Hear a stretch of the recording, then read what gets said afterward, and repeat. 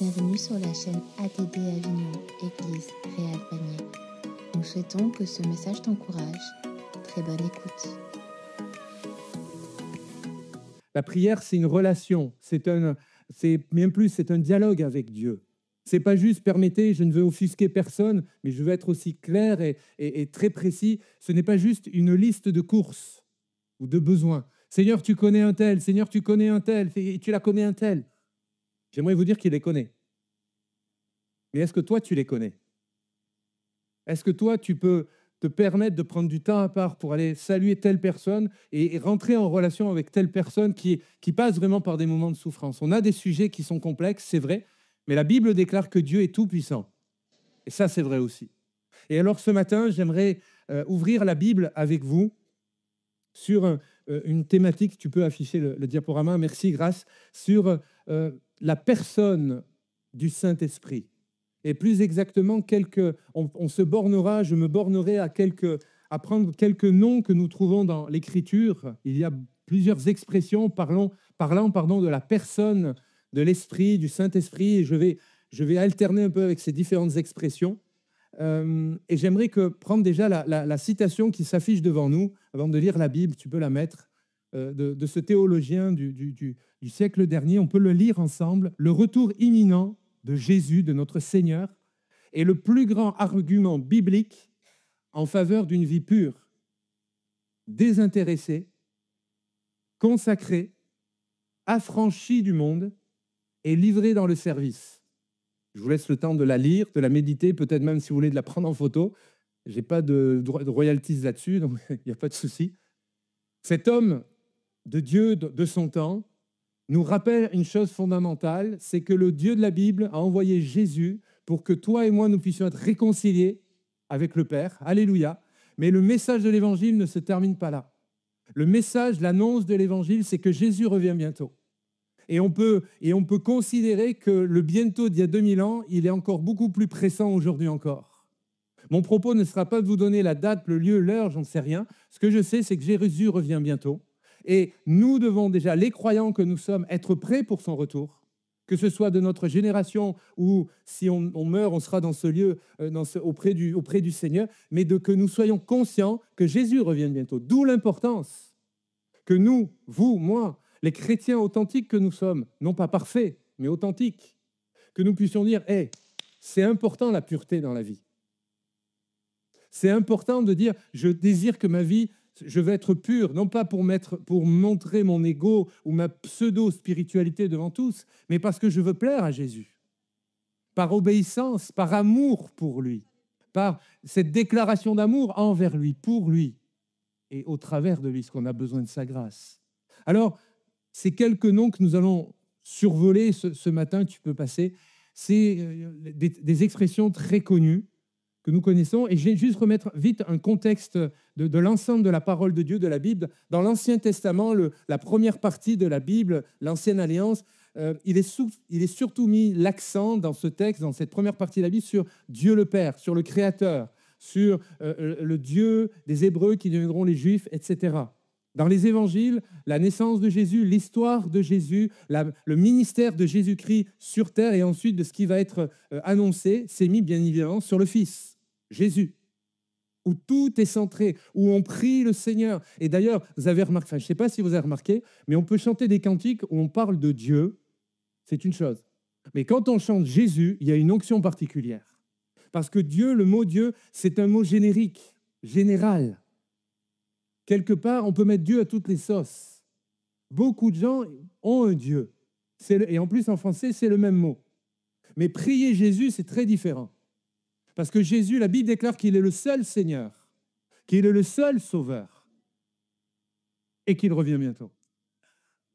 Alors, dans les évangiles, c'est notamment mis l'accent sur le Messie, sur Jésus-Christ.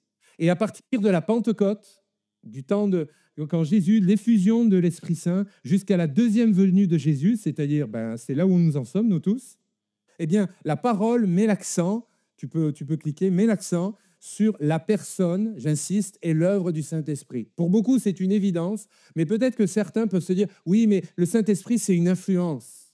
Non, c'est bien plus que ça. Le Saint-Esprit, c'est un ressenti, mais pas du tout, les amis. C'est la troisième personne de la Trinité. Alléluia. Quand je prie Dieu dans mon cœur, je pense au Père, à mon Créateur, je pense à Jésus, mon Messie, le Messie, mon Sauveur, mais je pense également à la personne du Saint-Esprit. Alors, ne soyez pas choqués si dans mon propos, je vais vous encourager à prier le Saint-Esprit, à demander à Jésus de vous remplir de son esprit, parce que Jésus veut le faire. Encore ce matin. Et je prie et je crois et j'espère dans mon cœur que ce matin, il va y avoir de vraies personnes qui vont être vraiment délivrées. On a chanté un des premiers cantiques, c'est d'être vraiment d'être délivré de certains délires. Mais bien sûr que c'est bien sûr le Seigneur qui peut le faire, mais ce n'est pas juste une connaissance intellectuelle. On peut connaître beaucoup de choses, on peut entendre des centaines de prédications, on peut avoir une vie d'église tip-top et ne pas avoir une relation avec Jésus. Par le Saint-Esprit, les amis. Alors, les quelques noms que j'aimerais aborder courtement avec vous, mon but, ce n'est pas d'étaler des connaissances ou de faire un cours de théologie, mais juste de prendre ces expressions et de les adapter à nos vies, à chacun. De repartir, de dire ça me parle, ça me fait du bien, ça, c'est pour ma vie ce matin. Alors, les 4 expressions que on va le faire, on va développer, ça sera l'Esprit de Dieu ou l'Esprit de l'Éternel, l'Esprit de Christ, bien évidemment, le Consolateur, et l'Esprit Saint, le Saint-Esprit. Juste, ça doit être affiché devant nous, c'est que le mot « esprit » en grec, notamment dans le Nouveau Testament, signifie le vent, le souffle. Donc, n'ayons moins de peur ou n'ayons plus peur de crainte, de pseudo-débordement au milieu de nous. Parfois, on s'auto-censure, se dit « mais il faut faire attention aux témoignages ». Quel témoignage? Point d'interrogation. L'Écriture nous enseigne sur cela. Dans la fin du Nouveau Testament, l'apôtre, inspiré par le Saint-Esprit, vous reprendrez les textes, je vais le dire avec mes propres mots, donc il faudra bien vérifier par rapport à tout ça, mais parfois, nous les croyants, on dit « Oh, j'ose pas parce que c'est un temps de prière », mais que vont dire les incroyants? Moi, je crois que quand Dieu veut travailler un cœur, il va jusqu'au bout. Et heureusement que des personnes nouvelles ne sont pas au fait de nos petits problèmes internes ou de nos problèmes parfois relationnels au milieu de nous. Ce que je veux dire par là d'une autre manière, c'est que Dieu est à l'œuvre. Jésus continue d'être à l'œuvre. Jésus continue d'être à l'œuvre au milieu de nous, au travers de nous. Et je l'espère, de fond de mon cœur, que tu puisses en être conscient en repartant de cette célébration ce matin. Alors, la première expression, et nous avons différentes références bibliques qui s'affichent devant nous, c'est l'Esprit de Dieu ou l'Esprit de l'Éternel. Et je vous ai mis 4 références bibliques dans le livre de la Genèse, dans le livre de Job, dans l'Évangile selon saint Matthieu et dans l'Épître de Paul aux Corinthiens. On va les lire dans quelques instants. Et après, je ferai le commentaire. On peut le lire maintenant. Genèse chapitre 1, verset 2, il est écrit, vous lisez avec moi, la terre était informe, c'est la première page de votre Bible, vous pouvez vite vérifier, ce n'est pas le problème ça. Elle était informe et vide, il y avait des ténèbres à la surface de l'abîme, et retenez, l'Esprit de Dieu se mouvait au-dessus des cieux. La deuxième référence biblique dans le livre de Job, chapitre 33, verset 4, « L'Esprit de Dieu m'a créé et le souffle du Tout-Puissant m'anime. » La troisième référence que je dépose sur nos cœurs à chacun, l'Évangile selon Matthieu 3,16, « Dès que Jésus eut été baptisé, il sortit de l'eau, ce qui signifie qu'il était dans l'eau. Donc le baptême, c'est par immersion, je glisse ça comme ça. Et voici les cieux s'ouvrirent et il vit l'Esprit de Dieu descendre comme une colombe et venir sur lui. 1 Corinthiens 3,16, « Ne savez-vous pas que vous êtes le temple de Dieu, virgule, et que l'Esprit de Dieu habite en vous ?» Je pourrais prendre d'autres textes, mais le temps me manquerait et le but n'est pas là. Mais au travers de ces quelques citations, de ces 4 citations devant nous, j'aimerais faire juste une remarque. La première, par rapport au livre de la Genèse, la citation dans Genèse. L'Esprit de Dieu, de l'Éternel, est actif dans la création de l'univers. Ce qui signifie, quand nous prions le Créateur, j'ai aucun mal à dire que le Saint-Esprit était aussi à la création. Je vous laisse le temps d'y réfléchir. Ce que je veux dire par là, c'est que la Terre est créée, le système et tout ça, ok. D'où l'importance de me dire, Seigneur, si tu as créé tout ça, Moi qui ai une vie qui a besoin d'être restaurée et totalement un peu bancale, ne crois-tu pas que Dieu est capable de restaurer ta vie? Que quand nous prions le Dieu qui a créé de ce qui n'existait pas, ne crois-tu pas qu'il est capable par rapport à ta situation? La deuxième référence dans Job nous parle de la création de l'être humain, de l'homme, de la femme. Et remarquons ce texte, je peux reprendre Job 33, « L'Esprit de Dieu m'a créé et le souffle du Tout-Puissant m'anime ». Permettez que je prenne juste cette fin de, comment on appelle ça, cette deuxième phrase, de la fin de cette citation. Est-ce que chacun d'entre nous, là, ce matin, dans le fond de son cœur, peut dire, comme Job, l'Esprit du Seigneur m'anime, du Tout-Puissant m'anime? C'est fort quand même, hein? Entre nous, on pourrait dire, c'est culotté.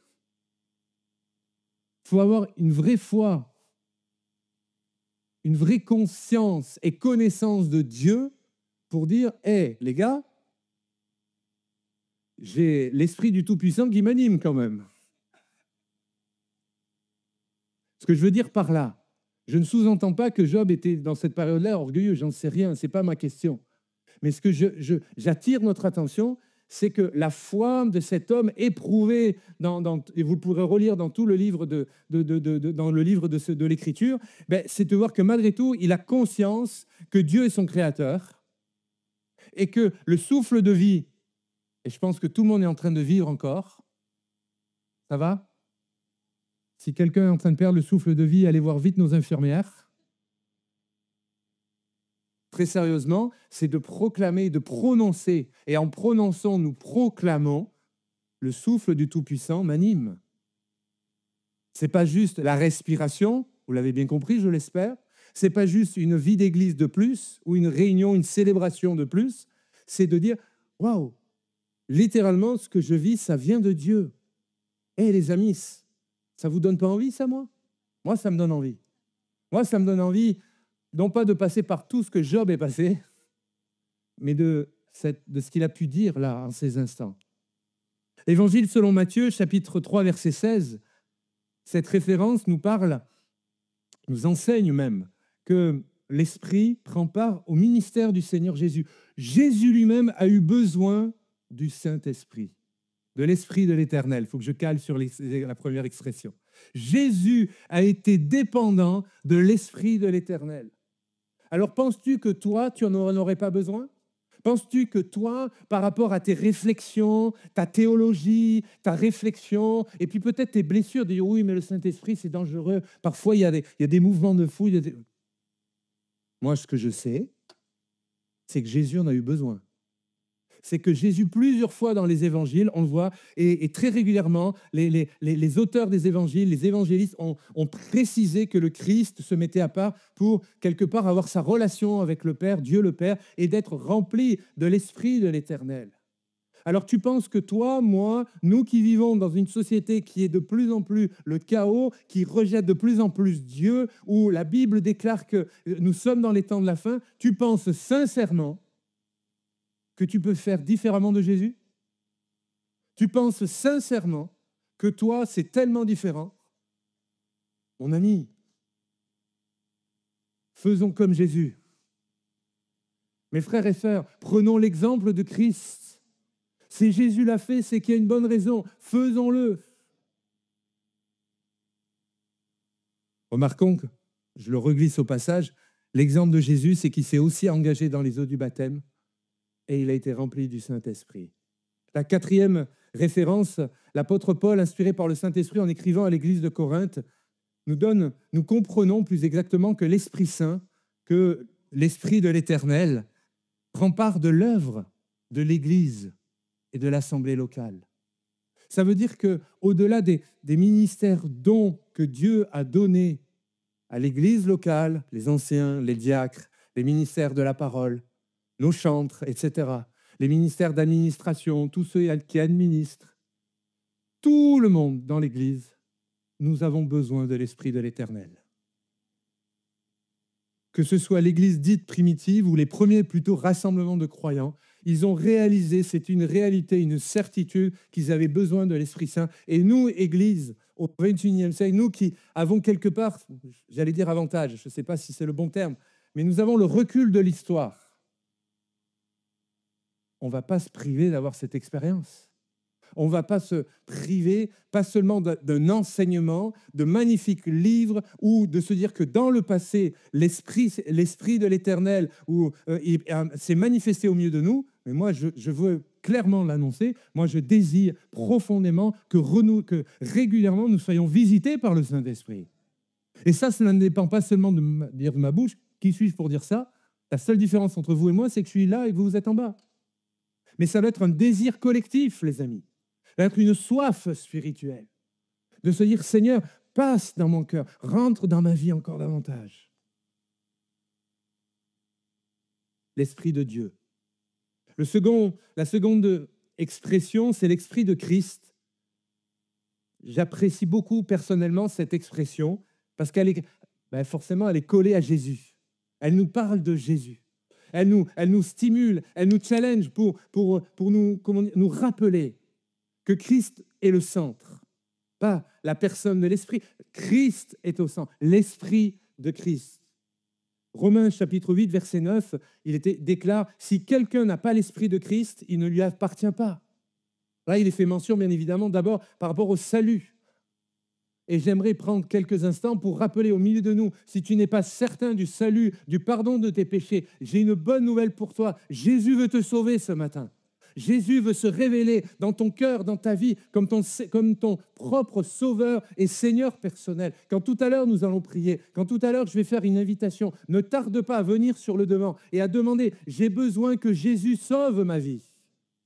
Et là, l'Église devrait dire « Amen ».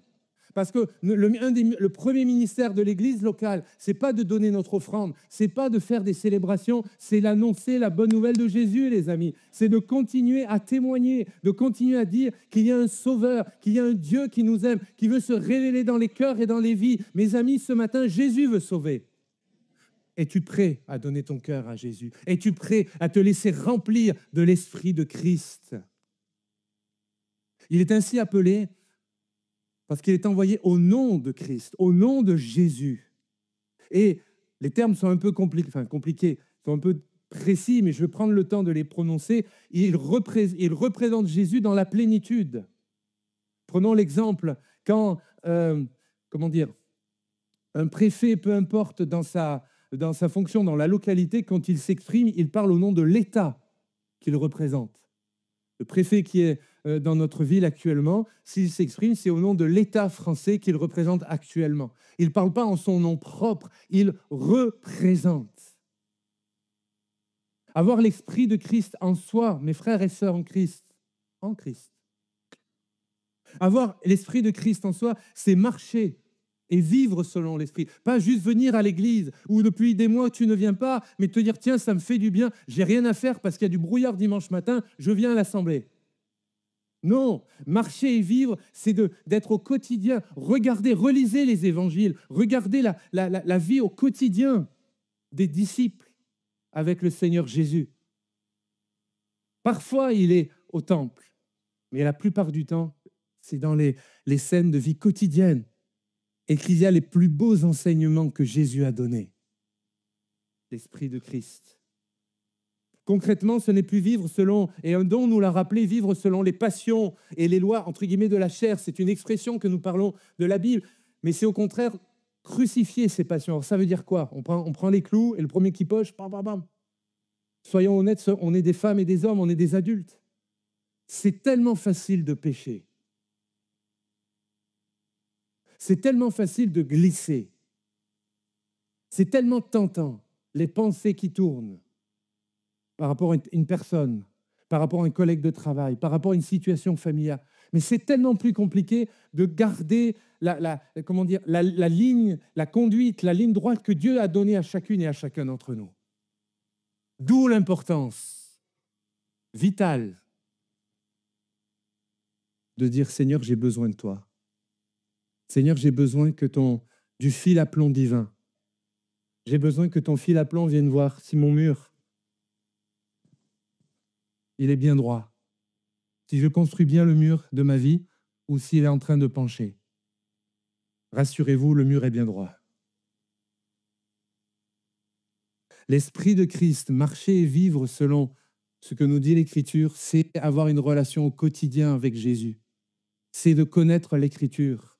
C'est de vivre des temps de qualité dans l'Assemblée, que ce soit celle-ci ou d'autres dans notre secteur. Que Dieu bénisse l'œuvre et pour l'accroissement du royaume de Dieu. Quand nous lisons l'Esprit de Christ, c'est aussi l'Esprit de vérité, dont nous parle le Seigneur lui-même dans Jean chapitre 14. Jésus a dit « Je suis le chemin, la vérité et la vie ».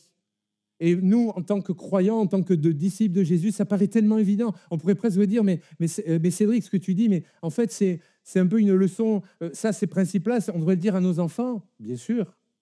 Mais remarquez combien de fois Jésus a répété les mêmes choses à des disciples adultes, en âge d'adulte, mais à la maturité, ma foi, parfois vacillante.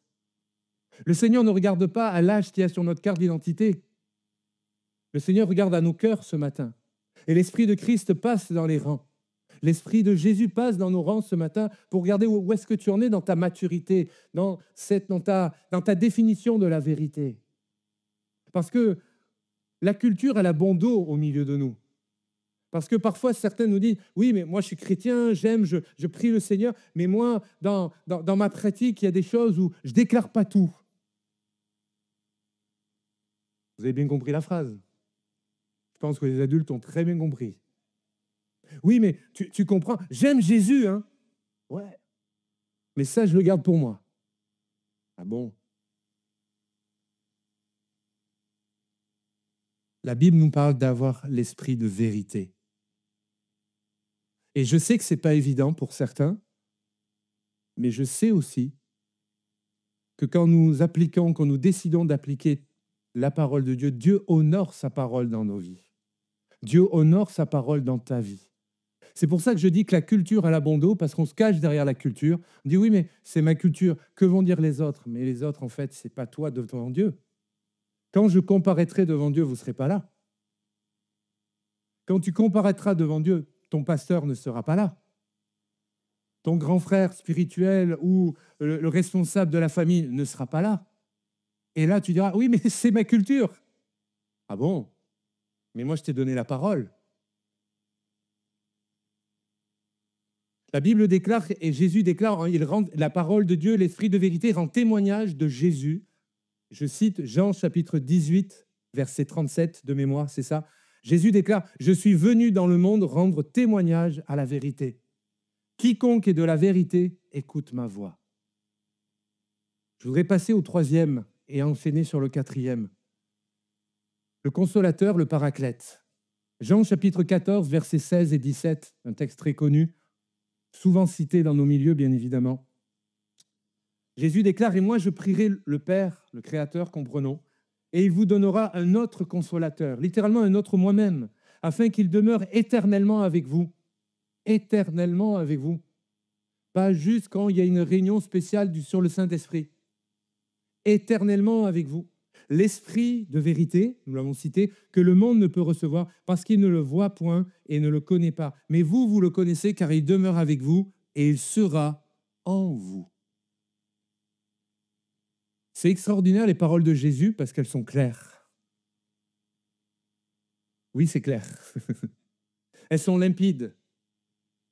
Elles ne souffrent d'aucune contestation. Hormis le fait de dire « Oh oui, mais moi, on refuse », mais intellectuellement parlant, spirituellement parlant, c'est clair, c'est limpide, c'est carré. Par ce verset, le Seigneur Jésus nous enseigne que lorsqu'il sera monté auprès du Père, grâce à l'Esprit Saint, il vivra encore en nous et au travers de nous. Vous le savez, je le rappelle peut-être pour ceux qui ne le sauraient pas ou qui l'auraient oublié, ce mot consolateur a en définitive un sens plus profond. Ce n'est pas juste la consolation, il y a quelqu'un qui pleure, oh, on va faire un petit temps, on va l'enlacer, oh, c'est pas ça. C'est un sens plus profond. C'est littéralement, c'est la diapo suivante s'il te plaît, la 10, c'est quelqu'un qui est appelé aux côtés d'un autre. C'est-à-dire que Dieu le Père mandate son esprit en disant « Tu vas aller voir le frère là et tu vas aller le consoler parce que je t'envoie, il a besoin de moi, donc je t'envoie. » L'esprit est mandaté par le Père pour aller pas seulement consoler d'une manière humaine ou sentimentale, mais d'aller, il est mandaté, littéralement, vous l'avez compris, aux côtés d'un autre.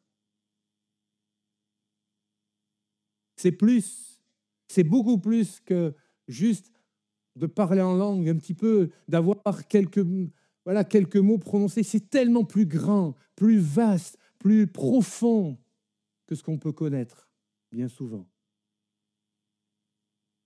Précisément dans le sens d'une personne qui est toujours prête à prendre le parti de l'autre.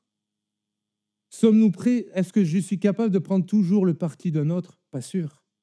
Déjà, il faut déjà être disponible.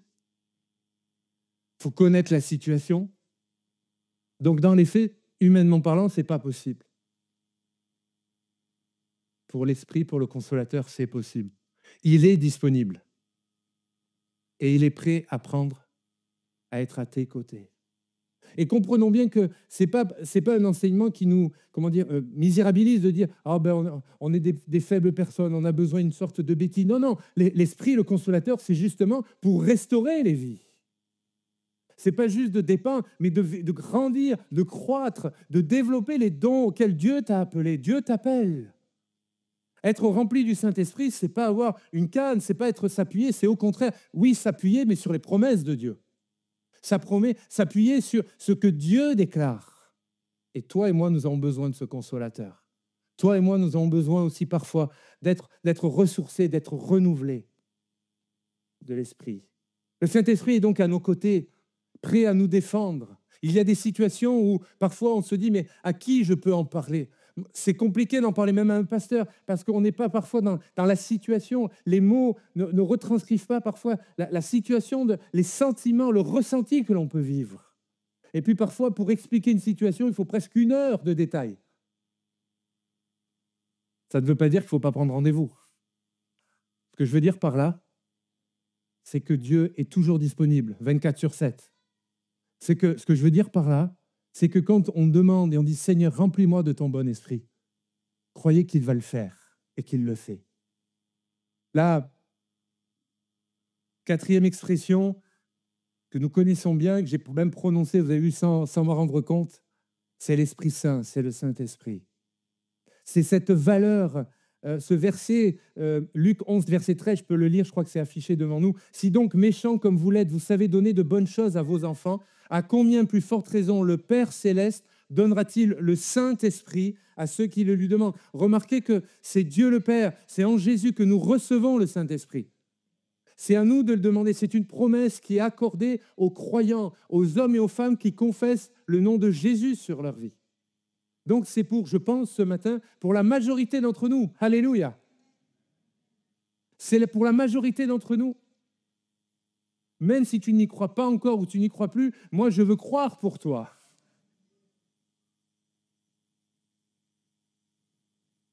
Remarquez que cette parole de Jésus, si donc méchants comme vous l'êtes, Seigneur, tu me parles que je suis méchant, c'est dans le cas le plus pire.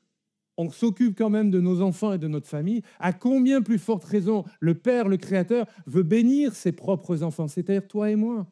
Amen. Et il donnera le Saint-Esprit. Ce verset, je le disais, résume le caractère moral. Il y a une valeur morale en tant que croyant chrétien. C'est une belle chose de louer Dieu, de dire « Seigneur, je t'aime, Seigneur, je t'adore », de parler en langue. Mais à la maison, c'est la guerre. Trouvez-vous pas qu'il y a un problème? Trouvez-vous pas qu'il y aurait une incohérence? Alors le problème ne vient pas de Dieu. Le problème, c'est nous. Le problème, c'est toi. Le problème, c'est moi. Le problème, c'est cette incohérence que l'on peut avoir parfois. La Bible déclare, et le temps me manque, mais je veux juste rappeler cela, que l'Esprit Saint, le Saint-Esprit, est celui qui sanctifie le croyant, le disciple, l'homme, la femme, qui aime Jésus au milieu de nous, et non nos œuvres, et non pas notre offrande, non pas la place dans l'Église, ou non, la belle prière qu'on a pu formuler. Ce n'est pas ça que Dieu regarde. La Bible déclare que Dieu regarde au cœur. La Bible, et je crois que Dieu, ce matin, par son Esprit, regarde dans nos cœurs, là, en cet instant. Qui voit-il ? Qui voit-il? Alors, il y a d'autres expressions qui parlent de l'Esprit. L'Esprit de la grâce, l'Esprit de vérité, j'en ai parlé, l'Esprit du Seigneur. Mais pour conclure, si tu peux passer à la diapo 14, s'il te plaît. On a vu ces 4 noms rapides. L'Esprit de Dieu, hop, reviens. L'Esprit de Dieu, merci. C'est une personne et un ministère actif. C'est plus juste une ambiance. C'est absolument pas une ambiance ou une atmosphère. Je veux tordre le cou à cette idée. L'Esprit de Christ, c'est marcher et vivre par l'Esprit. Là, je m'adresse à des croyants. Je m'adresse à des hommes et des femmes qui veulent, avoir une plus grande maturité spirituelle. Tu peux passer à la diapo suivante. Et ensuite, nous avons vu les 3e et 4e noms très courtement. Le Consolateur, je l'ai résumé ainsi, il est à nos côtés. Je l'ai mis au présent. Je n'ai pas écrit « il sera à nos côtés ». Il viendra si tout va bien un jour, s'il fait beau. Il est à nos côtés. Il est à tes côtés. Même si tu ne le vois pas, il est à tes côtés. Même si tu ne le ressens pas, il est à tes côtés. Même si tu es en train d'être rempli d'incrédulité, il est à nos côtés. L'Esprit Saint, une valeur morale, un caractère moral de sainteté. Il y a un appel à la sainteté de l'Église. Si nous désirons, et je le crois sincèrement, grandir davantage, vivre des choses nouvelles en Dieu, nous avons besoin de nous sanctifier. Nous avons besoin de nous sanctifier davantage. Alors après avoir dit tout ça, qu'est-ce qu'on fait? J'aimerais que tu affiches la citation. Cet homme, ce pasteur américain, je veux juste lire cette citation pour nous, je la trouve intéressante. Aux yeux de Dieu, les plus grands héros de la foi ne sont pas ceux qui parviennent à la prospérité, au succès ou au pouvoir dans cette vie, mais ceux, comprenez bien, ceux qui la considèrent, donc la vie, comme une étape temporaire et qui servent fidèlement le Seigneur en attendant la récompense éternelle qui leur est promise. La vie n'est qu'une préparation à l'éternité. Ta vie n'est qu'une préparation pour l'éternité. Ça ne veut pas dire qu'il ne faut pas la vivre, la vie. Ça ne veut pas dire qu'on ne fait rien et qu'on attend tranquillement que Jésus revienne. Moi, je crois que Jésus nous a donné une vie, une seule vie. Vous êtes d'accord? Personne ne croit dans la réincarnation, on est bien d'accord. Ah, vous n'osez pas dire amen, vous n'avez pas trop là. S'il y a des doutes, vous me voyez à la sortie et on va discuter Bible en main. Mais pour la majorité, je l'espère, des croyants, la Bible déclare qu'il est réservé aux êtres humains de vivre et donc de mourir une seule fois. Et donc après, pour ceux qui ne seraient pas en le Seigneur, il y aura ce temps de jugement. Mais pour ceux qui sont dans le Seigneur, nous serons dans la présence de Jésus. Vous pouvez dire amen, vraiment. Mais moi, cette vie qui me reste, même s'il me restait 2 jours à vivre, je veux être rempli du Saint-Esprit. Je veux être rempli de son esprit, de Saint-Esprit. Je vais inviter tous les musiciens à revenir maintenant. Et cette dernière diapo, c'est notre prière. Enfin, je le crois. Ce qui importe, ce n'est pas la longueur de la prière. Ce n'est pas les mots qu'on emploie, ce n'est pas le vocabulaire, mais c'est la sincérité de ton cœur. C'est la foi que tu y mets maintenant. Alors moi, les amis, comme disait Rémi en introduction, je ne sais pas si ça va ou ça ne va pas. Je ne sais pas si certains se disent « Oui, mais si tu connaissais toute ma vie. » Mais en fait, je n'ai pas à la connaître. C'est ça qui est super. Moi, je suis pasteur, je ne suis pas curé. Je ne sers pas d'intermédiaire entre Dieu et les hommes. Parce que nous avons de suite un accès avec Jésus maintenant. C'est quand même mieux pour vous et pour moi. Alors je vous propose, on va courber nos fronts maintenant. Et on va prier Dieu. On va chercher le Seigneur. Alors que cette mélodie est jouée, alors qu'on est tous en train de prier maintenant, je vais faire cette première invitation, qui elle est simple. Je l'ai parlé pendant mon message. S'il y a des amis au milieu de nous qui se disent « Mais moi, j'ai besoin de revenir à Jésus, j'ai perdu mon salut, j'ai perdu la joie du salut. » Je ne parle pas encore du Saint-Esprit là. S'il y a des amis qui ont besoin de se convertir, de venir à Christ, de donner ta vie, bien lève ta main maintenant. Et je vais prier pour toi dans quelques instants. Nos yeux sont fermés, nos têtes sont baissées. J'invite l'Église à prier le Seigneur, à demander que Dieu agisse dans les cœurs. Moi, je crois que Dieu cherche des hommes. Oui, que Dieu vous bénisse. Que Dieu vous bénisse devant. Amen. Voilà encore quelques amis. Oui, que Dieu te bénisse au fond. Alléluia. Alléluia. Gloire à Jésus. Gloire à Jésus. Encore une dernière fois, s'il y a des amis, tournez-vous vers le Seigneur. Oui, que Dieu te bénisse. Le Seigneur voit ta main. Le Seigneur voit ton cœur. Et je vais prier maintenant pour vous. Toute l'Église, on prie ensemble pour ces amis. On prie qu'ils puissent vraiment se convertir au Seigneur. Et que tous les liens, que toutes les addictions, que toutes les traditions, on leur tord le cou. Et on proclame que dans le nom de Jésus, ils sont maintenant délivrés, sauvés. Oui, au fond, je vous vois. Que Dieu vous bénisse. Alléluia. Les amis, Dieu est à l'œuvre ce matin. Alors prions ensemble. Seigneur, on te prie pour ces amis qui élèvent leurs mains, non pas devant un homme, mais devant toi, Jésus. Te prions pour leur salut. Ce matin, il y a une parole pour eux, une parole de délivrance, une parole de pardon des péchés, une parole de restauration, Seigneur. Alors nous te prions pour ces hommes et ces femmes. Te prions qu'en ces instants, ils reçoivent le pardon de leurs péchés. Qu'en ces instants, ils ressentent l'amour de Jésus. Alléluia. Qu'ils soient bénis dans le Seigneur. Qu'ils ressentent qu'ils retrouvent cette relation entre Dieu le Père, par le Jésus, et chacun d'entre eux. Au nom de Jésus.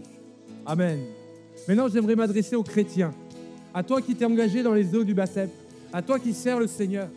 Toi qui es peut-être depuis tant d'années dans cette belle assemblée. Mais ta vie te semble fade. Marquée par des coups. Marquée par des deuils. Même l'ombre de divorce, je ne sais, de choses comme ça. Le Saint-Esprit me parle. Alors que nos yeux sont fermés, je t'invite à te lever à ta place et à dire: Saint-Esprit, remplis-moi. Je te prie, Seigneur, de me remplir. Je te prie, Seigneur, de remplir ma vie comme tout à nouveau. Tu étais active, mais le temps a passé. Le temps a passé, beaucoup de blessures, d'incompréhension, peut-être même de choses, même de serviteurs de Dieu t'ont infecté. J'aimerais te demander pardon. Mais je crois que le Saint-Esprit veut toucher ton cœur comme tout à nouveau. L'Esprit de l'Éternel est une personne à part entière. L'Esprit de Christ veut se mouvoir au milieu de nous. Mais il y a également le Consolateur. Combien de frères et de sœurs ont besoin du Consolateur ce matin? Alors lève-toi à ta place et venez sur le devant, on va prier ensemble. Et le dernier, nous avons parlé de la sainteté. Plusieurs ont besoin de sanctifier leur vie. Vous avez chuté cette semaine, vous êtes tombés dans des travers, dans des choses, mais ce n'est pas grave. Jésus est là. Jésus est là pour te relever. Jésus est là par le Saint-Esprit. Alors venez sur le devant maintenant et je vais prier pour toi et avec toi. Voilà, ne tardez pas, venez, sortez des rangs. Et l'église, ce n'est pas un spectacle, mais on est là pour prier. Toi qui es baptisé dans le Saint-Esprit dans la salle, et laisse ta voix, bénis le Seigneur. Alléluia, alléluia, béni soit le Seigneur. Alléluia, Jésus, tu agis. Alléluia, oui. Alléluia. Oh, rababababaiso do berebe. Ye rababababaiso. Voilà, continue à venir. Alléluia. Merci d'avoir écouté ce message. Si tu apprécies ce podcast, alors abonne-toi et partage-le à ton entourage. Que Dieu te bénisse et à très bientôt.